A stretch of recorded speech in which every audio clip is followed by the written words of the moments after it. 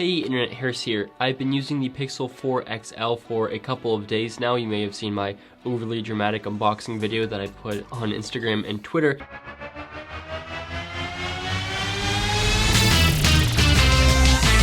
I've been reminded on Twitter by Isaac that I did a watch before buying video for the original Pixel several years ago, and in honor of that I want to do another video, the Pixel 4 and 4 XL, and we will roll the original intro, so please consider the following.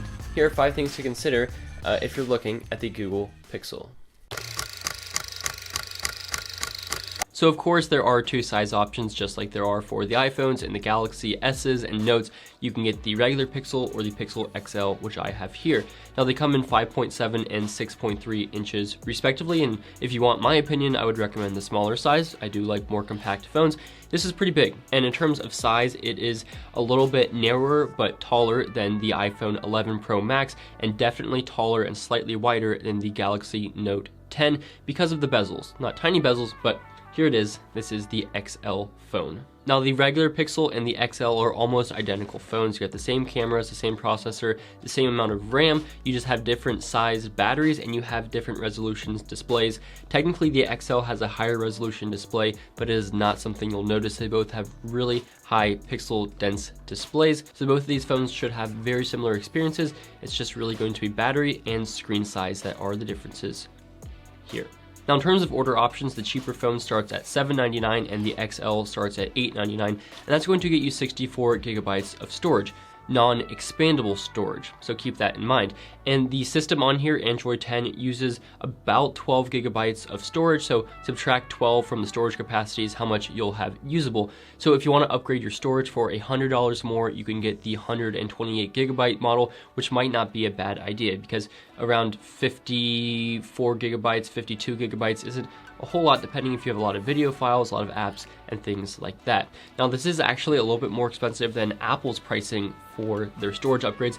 The 11 is $699 and it's $50 more to upgrade to 128 gigs and $150 to get to 256, but this maxes out at 128, whereas a lot of other phones now can go up to 512 or even a terabyte of storage with SD card expansion. Now if you pre-order by October 26th through Google's site, you can actually get a $100 voucher for accessories, so that can help going towards other cases or headphones or whatever you're looking for. So if you can order in the next few days, you do get that perk, and of course different carriers have great deals for getting the Pixel 4, including BOGO and stuff like that. Now one of the options you'll see if you're ordering this Pixel is a trade-in option, and I'll just say right now, Google's trade-in isn't super generous. I remember Samsung would offer up to $550 for phone trade-ins for some of the same phones that Google's offering, like $300 or $350. So I would recommend, if you're looking to trade in a phone, I would recommend just selling it on your own on eBay or Swappa or Craigslist, because you're probably going to get a decent amount more money than if you traded in to Google,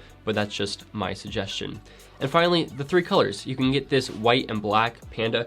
I really like it. I think it looks really good. It kind of has an odd orange pinkish button on the side. You can also get the orange one, which is very October appropriate, but maybe not for the rest of the year. And then you can get a black phone, which I think looks really clean, but they're all pretty great options and they all have a nice matte finish, which I'm a huge fan of. So in the box, you get the phone, you get a charger, a 18-watt wall charger, and then a 1-meter USB-C to USB-C cable. Now, what you won't find is any dongle for the USB-C to headphones, nor will you find USB-C headphones. This is weird. Again, we talked about the storage being more expensive than Apple's upgrades. Similarly, they don't give you any headphones, which is weird. Normally, Android manufacturers give you a lot of accessories, but not with this. Maybe you can use your $100 credit to get some earphones, but these do not include headphones in the box, nor an adapter, and of course there is not a headphone jack on here. So you're going to need to get audio elsewhere, maybe Google's Pixel Buds that they're releasing next year. Maybe that's their goal. Now, another big thing is Google Photos. So with the original Pixel, I remember talking about free, unlimited, full resolution, I think for life, of photos on Google Photos. So any picture you take, any video you take, it'll upload to the cloud for free, full resolution. With the Pixel 4 and 4 XL, you don't really get that bonus. You get just the standard Google storage that you would get with any Google Photos device and application. So you can get free, unlimited storage of high quality video and photos, but not full resolution. High quality, but not full resolution. And when you have a phone that has amazing pictures and video as this, that's probably a little bit disappointing that you're not getting that full resolution backup. Now, in terms of other features, there is water resistance on here again. So we have IP68, which means you are good for getting it kind of dusty, and as well as 1.5 meters of water for up to 30 minutes. This should be fine if you're going to shower with it, washing the dishes. If it gets wet, you'll be okay. Keep it away from chlorine and things like that, but otherwise this phone will be able to hold up to the elements. Now we talked about the camera and storage. In terms of video, so there is no 4K at 60 frames per second. Google tweeted and said that most users use the phone at 1080p, so they wanted to focus their attention on making that the best. Whether that's the case or not, there is no 4K at 60 frames per second. I personally am totally fine with 4K 30. And this is really more for the pixel peepers, people who are really serious about their phone video. I doubt most average people will care or notice, but that is something to keep in mind. If you take a lot of video, you cannot do 4K at 60 frames per second, but you do get the new 2x zoom telephoto lens. And as I tweeted out the other day, the zoom on here is actually really impressive. If you compare the iPhone 11 Pro versus the Pixel 4 at 8x zoom, it looks so much better on the Pixel. More content like that in comparisons coming soon. That's something to keep in mind. There's the telephoto, but of course you also do get night mode and all of Google's top software and hardware in the camera. Other new features, you now have the motion sense feature. So you can swipe over the screen using a gesture, and that will allow you to control your media, skip, go forward and back, as well as snooze and alarm, which is super dangerous. I don't need anything to make snoozing easier, but that's here. You can now just swipe to control your phone.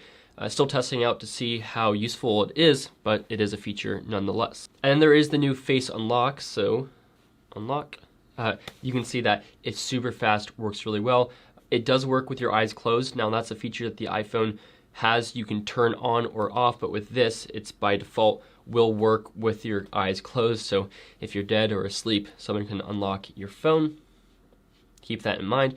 And also I'd recommend if you get this, that you turn off the automatic unlock so that it doesn't bypass your lock screen when you unlock with your face. Of course, you do still have the squeeze for Google Assistant. Hello? And then there's a new feature on here which is pretty cool, which is the live translation voice recorder, which will give you a live transcript of your audio recording that you do on here. That's an awesome feature, and for a lot of use case scenarios, I think it can be pretty cool. But the thing to know is that that only works in English, so their new voice translation transcribing feature in the Voice Memos app only works with English. So anyway, those are some thoughts about the Pixel 4 and 4 XL, about the storage, the options, the camera, the software, and more. Let me know what you think about this phone, and if you're going to buy it, let me know which version, which capacity, and if any of these features are awesome or deal breakers for you. Anyway, thanks so much for watching. We'll see you in the next video.